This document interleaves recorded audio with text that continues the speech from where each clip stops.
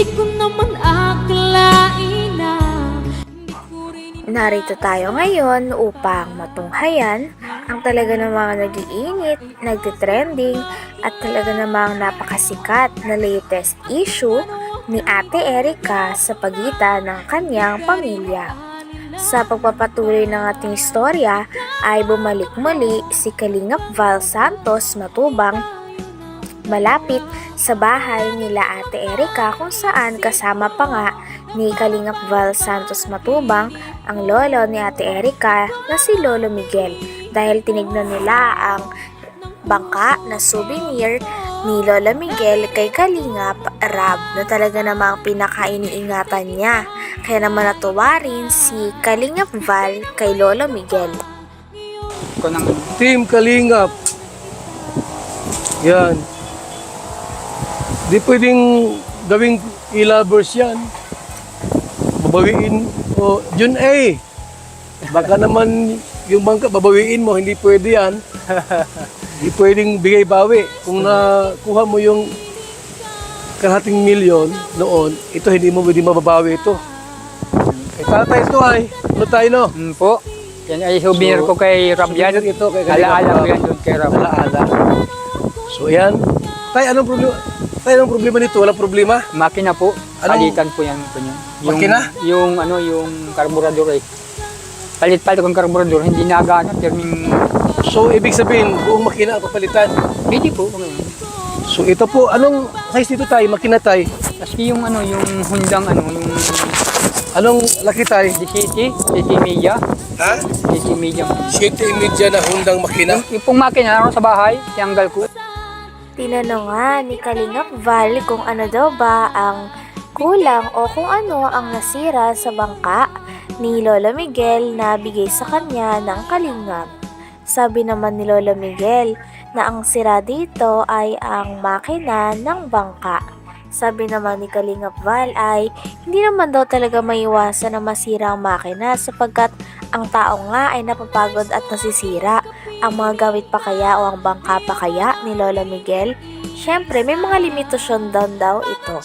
Sabi din ni Kalingap Val na ang mga bigay daw ng Kalingap ay hindi pwedeng bawiin. Talaga magkakademandahan daw talaga sila sa mga tao na gustong bumawi ng mga pinapamigay ng Kalingap. Dahil ang tulong nila ay taos puso at walang bawian kahit ano ang mangyari.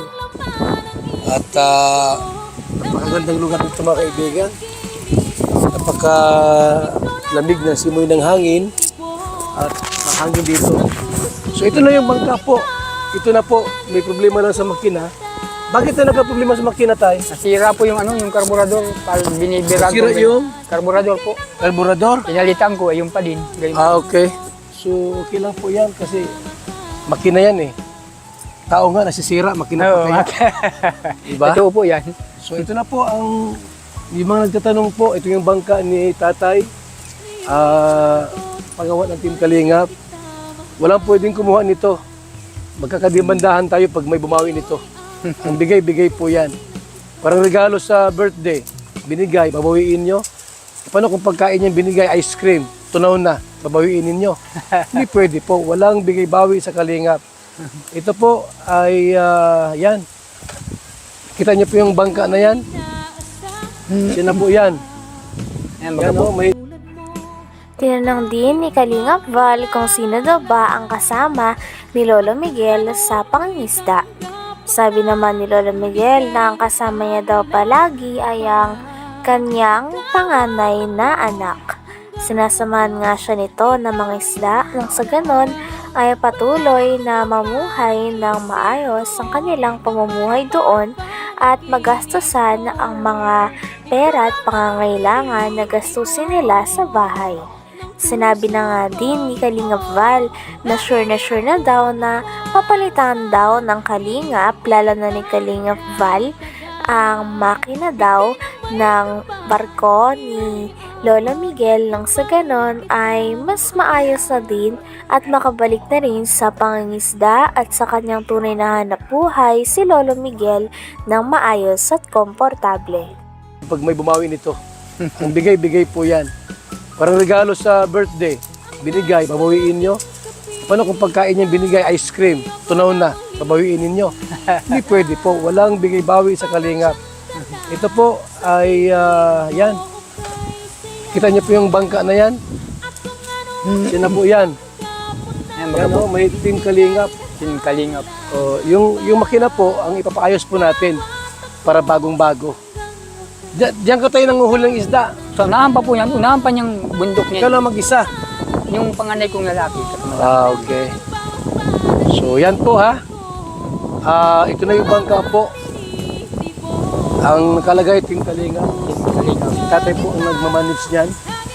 At siyempre nagkataon lang po na nagka-problema sa makina. Pero aandar po yan mga Kalingap. Ayun po. Aandar rin po natin yan. Makina lang ang wala niyan. Walang problema yan, tay. Punta tayo. Tayo babalik doon muli. Talagang nagagalit na nga ata si Kalingap Val at binabalaan niya na rin ang e-lovers dahil nag-post daw ang e-lovers sa kanilang Facebook account na inaangkin nila ang lahat ng mga tulong na natanggap ni Lolo Miguel o ang lolo ni Ate Erica. Ngunit ang bangka na ito ay may napakalaking pangalan na Kalingap. Kaya naman nangangahulugan na talagang galing ito kay Kalingap Rab at kay Kalingap Val.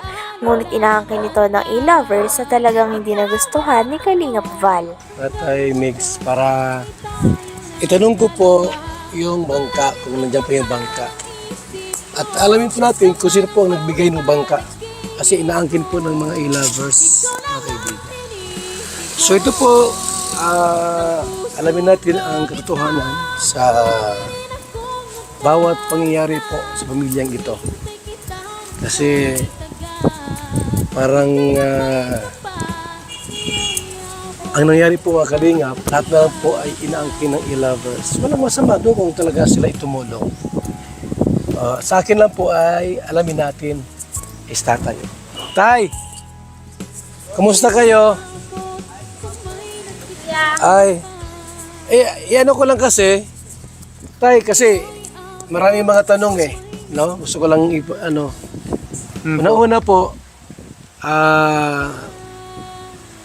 nagpo-post sila sa social media, sa account nila, e-lovers. Lahat po inangkin nila. Bangka daw, sa kanila yung bangka.